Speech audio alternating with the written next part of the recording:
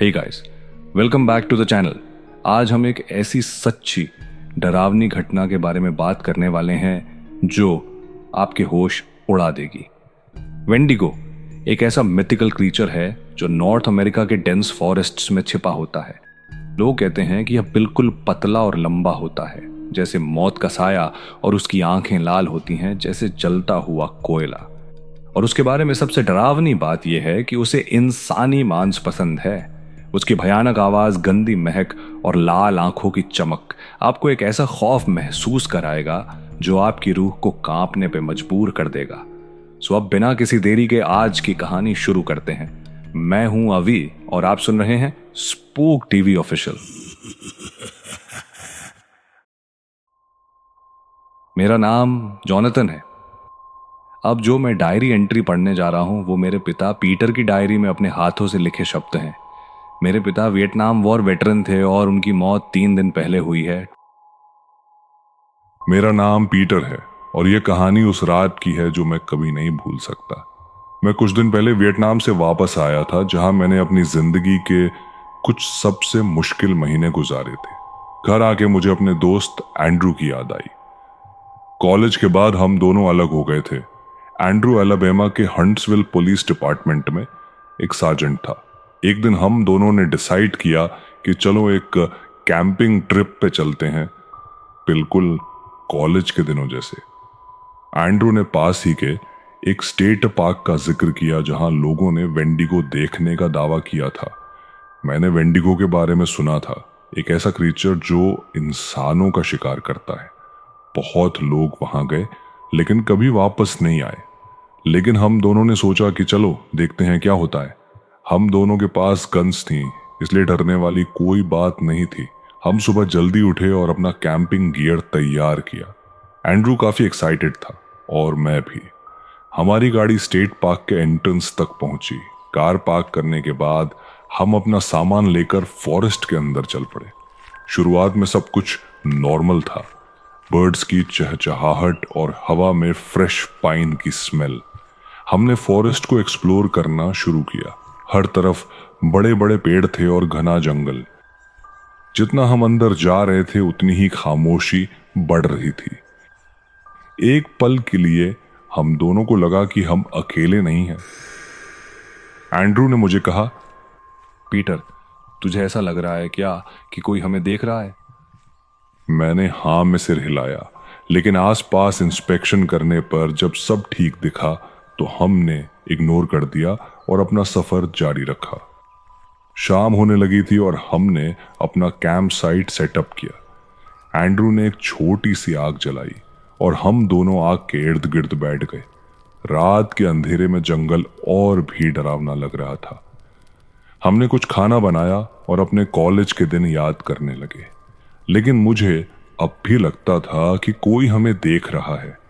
अंधेरा बढ़ता जा रहा था और साथ ही साथ मेरी बेचैनी भी।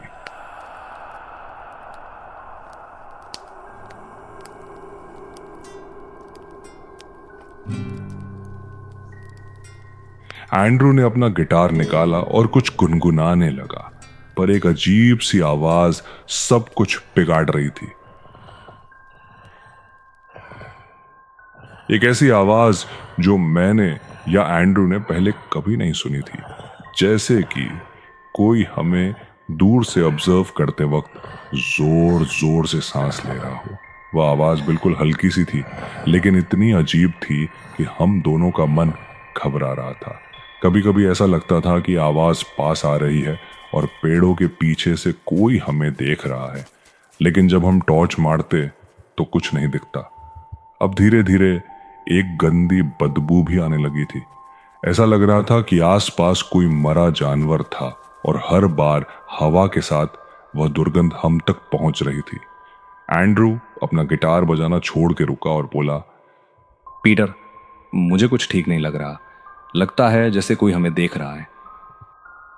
मैंने उसकी तरफ देखा। उसकी आंखों में डर था जो मुझे भी महसूस हो रहा था। मैंने कहा, हाँ, मुझे भी यही लगता है। हमने डिसाइड किया कि रात को वापस जाना सेफ नहीं होगा। हमने टेंट के अंदर जाकर सोचने का प्लान बनाया, लेकिन अंदर जाने के बाद भी डर कम नहीं हुआ। ऐसे लग रहा था जैसे आवाज अब और पास आ गई थी और वह बदबू भी तेज हो गई थी। टेंट का जिप खुला हुआ था। तभी जंगल के अंधेरे में हमने कुछ अजीब सा देखा। एक बड़ा सा साया, काफी बड़ा, 7 या 8 फीट लंबा, जो टेंट के बाहर पेड़ों के पीछे हिल रहा था। एंड्रू ने मेरी तरफ देखा। हम दोनों समझ चुके थे कि शायद यही वेंडिगो है जिससे सब लोग डरते हैं और पार्क के हिस्से में रात में कैंप करने कोई नहीं आता। हम दोनों के दिल की धड़कन तेजी से बढ़ रही थी। वेंडिगो का साया हमारे आसपास घूम रहा था, जैसे वह हम पर नजर रख रहा हो।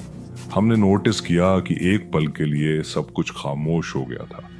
सिर्फ हमारी सांसें सुनाई दे रही थीं, पर अचानक एक तेज हवा का झोंका आया और हमें लगा जैसे कोई भागकर हमारे टेंट के बाहर आ गया हो।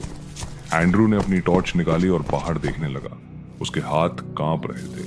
जब टॉर्च की रोशनी बाहर पड़ी, हमने देखा कि टेंट के सबसे पास वाले पेड़ के पास से कोई हमें छुप कर देख रहा था और वह सांस की आवाज और दुर्गंध भी बिल्कुल पास से आ रही थी। हमने टेंट का जिप बंद कर दिया, बंदूक बाहर निकाली और अंदर चुपचाप सतर्क होकर बैठ गए। हमारी हालत खराब थी। हर आवाज हमें डरा रही थी। तभी अचानक हमने एक जोर की चीख सुनी, जैसे कोई जानवर चीख रहा हो। वह चीख इतनी तेज थी कि हम दोनों कांप गए।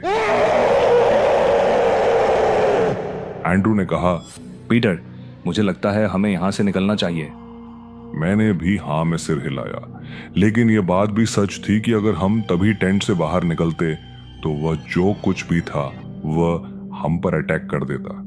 इसलिए हमने डिसाइड किया कि सुबह होने तक टेंट के अंदर रुकना ही सेफ होगा।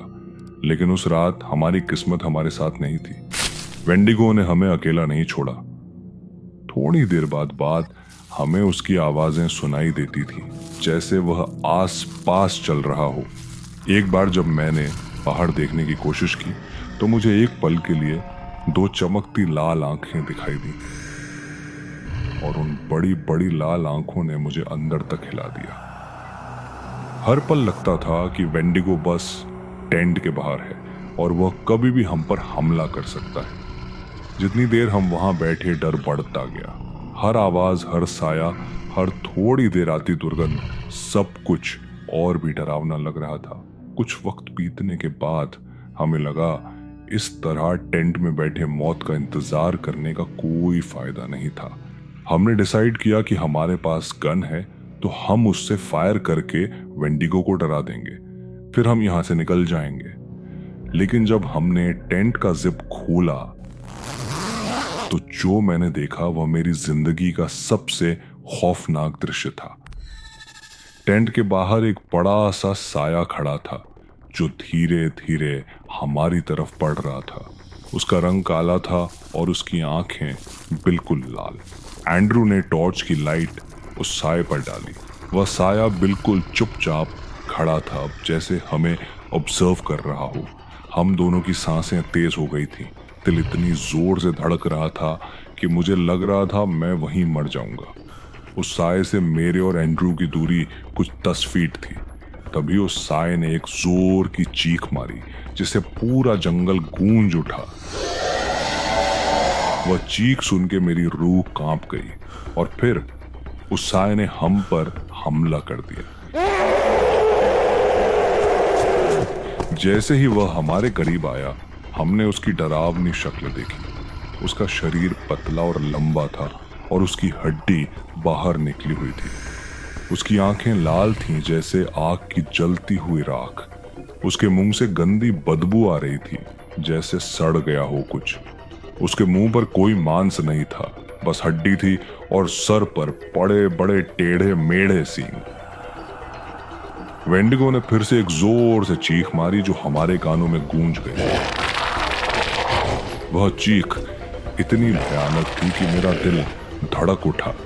वेंडिगो ने अपने बड़े बड़े पंजे बाहर निकाले और तेजी से हमारी तरफ बढ़ने लगा। उसका एक एक कदम हमारी तरफ हमारे डर को और बढ़ा रहा था। मैंने खुद को संभाला भी नहीं था कि एंड्रू ने अपनी गन निकाली और उसने उस पर गोली चलाई। गोली लगते ही वह वेंडिगो एक पल के लिए रुक गया, लेकिन फिर उसने अपने बड़े बड़े पंजे निकाले और हमारी तरफ दौड़ पड़ा। मुझे लगा हम दोनों का यही अंत होने वाला है। मैंने भी अपनी गन निकाली और उस साए पर गोली चलाने लगा। हर गोली उसे लग रही थी, लेकिन उसका कुछ असर नहीं हो रहा था।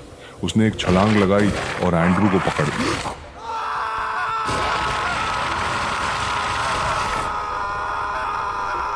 मैंने देखा कि अपने पंजों से वह एंड्रू को पूरी तरह से घायल कर रहा था। एंड्रू की चीखों से पूरा जंगल दहल उठा। खून से जमीन गीली हो रही थी। वेंडिगो ने फिर अपने पंजे से एंड्रू को पकड़ लिया और हवा में उठा लिया। उसकी चीख सुन के मेरा दिल दहशत से भर गया। वेंडिगो ने फिर झटके से एंड्रू को पैरों से पकड़ा और उसके शरीर को पूरी ताकत के साथ जमीन पर पटक दिया। उसके पटकने की आवाज इतनी जोर से थी कि मुझे एंड्रू की हड्डियों के टूटने की आवाज साफ सुनाई दी। एंड्रू जमीन पर पड़ा था। उसका खून हर तरफ फैल गया था। जमीन पर इतने जोर से पटकने के कारण उसकी आंखें सॉकेट से बाहर आ गई थीं। उसकी सांस रुक गई थी और मेरे सामने मेरे सबसे अच्छे दोस्त ने दम तोड़ दिया। वह पल इतना भयानक था कि मैंने जिंदगी में कभी ऐसा कुछ नहीं देखा था। मुझे लगा मेरी भी मौत पक्की है। वेंडिगो मेरे सामने था और मुझे समझ नहीं आ रहा था कि मैं क्या करूं। मैंने अपनी गन से उसकी आंखों पर निशाना लगाया। एक गोली उसकी आंख में लगी और वह जोर से चीखने लगा। वह चीख इतनी तेज थी कि मेरे कान सुन्न हो गए। उसका लाल खून उसकी आंखों से बाहर आने लगा। वेंडिगो ने मुझे छोड़ दिया और उस दर्द में पीछे हटने लगा। मैंने मौका देखा और वहां से भागने लगा, लेकिन मेरा डर और उसके पंजे मुझे छोड़ने को तैयार नहीं थे। उसने मुझे पकड़ लिया और जमीन पर पटक दिया। फिर मेरी टांग पर उसने अपने तेज नाखून गाड़ कर मेरी पैरों का मांस अलग कर दिया। मेरी चीख से जंगल कांप उठा। दर्द से मेरा बुरा हाल हो गया। ऐसे लग रहा था जैसे मेरी जिंदगी का अंत यही होने वाला है, लेकिन मुझे अपनी जिंदगी बचानी थी। मैंने अपनी गन की एक लास्ट गोली चलाई जो उसकी दूसरी आंख में लगी। वेंडिगो जोर से चीखने लगा और मुझे छोड़कर वापस जंगल में भाग गया। दर्द और खून के साथ मैं वहां से घिसटते घिसटते जंगल के बाहर निकला। हर कदम पर मुझे ऐसा लगता था कि वह फिर से लौट आएगा, लेकिन किसी तरह मैं अपनी कार तक पहुंचा। कार में बैठने के बाद मैंने किसी तरह हॉस्पिटल का रास्ता पकड़ा। हॉस्पिटल पहुंचने तक मेरी हालत खराब हो गई थी, लेकिन डॉक्टर्स ने मेरी जान बचा ली। उस रात की दहशत और एंड्रू की मौत मेरे दिल और दिमाग पर हमेशा के लिए छप गई। मैं जिंदा हूं, लेकिन हर रात को वेंडिगो का वो डरावना चेहरा मुझे सोने नहीं देता। शायद ये सब सुनकर सबको लगे कि ये सिर्फ मेरा इमेजिनेशन है, लेकिन उस दिन जो मैंने झेला था वो एक कड़वी सच्चाई थी। और ये सब लिखने का मेरा सिर्फ एक ही मकसद है कि अगर मेरा बेटा जोनाथन या मेरे परिवार का कोई मेंबर मेरी मौत के बाद इस डायरी को पढ़े तो ये जान ले कि मैंने अपना पैर वियतनाम में लैंड माइन ब्लास्ट में नहीं खोया। मेरा पैर उस रात वेंडिगो ने खा लिया, ठीक मेरे सबसे अच्छे दोस्त एंड्रू के शरीर की तरह।